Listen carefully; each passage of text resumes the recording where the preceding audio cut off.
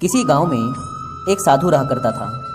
वह जब भी नाचता था तभी बारिश होती थी। इसलिए गांव के लोगों को जब भी बारिश की ज़रूरत होती तब यह लोग उस साधु के पास जाते और उनसे अनुरोध करते कि वह नाचे, और जब वह नाचने लगते तो बारिश ज़रूर होती थी।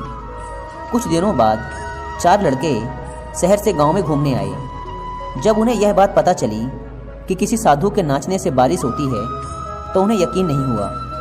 शहरी पढ़ाई लिखाई के घमंड में उन्होंने गांव वालों को चुनौती दे दी कि अगर हम भी नाचेंगे तो बारिश होगी, और अगर हमारे नाचने से बारिश नहीं हुई तो साधु के नाचने से भी बारिश नहीं होगी। अगले दिन सुबह सुबह गांव वाले उन चारों लड़कों को लेकर साधु के कुटिया के पास पहुंचे।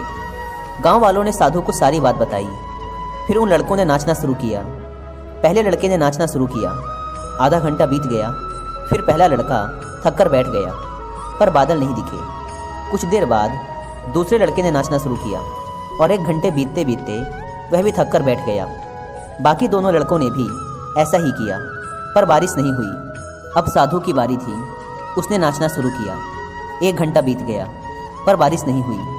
साधु फिर भी नहीं रुका, वह नाचता ही रहा। नाचते नाचते 2 घंटे बीत गए, पर बारिश नहीं हुई। 4 घंटे बीत गए, पर बारिश नहीं हुई। लेकिन साधु तो रुकने का नाम ही नहीं ले रहा था। धीरे धीरे शाम ढलने लगी कि तभी बादलों की गड़गड़ाहट सुनाई दी, और थोड़ी देर बाद जोरों की बारिश होने लगी। यह देखकर चारों लड़के दंग रह गए और तुरंत साधु से क्षमा मांगी। फिर चारों लड़कों ने साधु से पूछा, बाबा, भला ऐसा क्यों कि हमारे नाचने से बारिश नहीं हुई और आपके नाचने से बारिश हो गई? साधु ने उत्तर दिया, जब मैं नाचता हूँ तो 2 बातों का ध्यान रखता हूँ।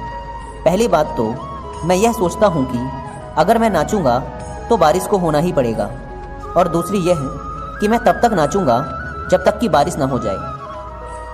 सफलता पाने वाले में भी यही गुण विद्यमान होता है।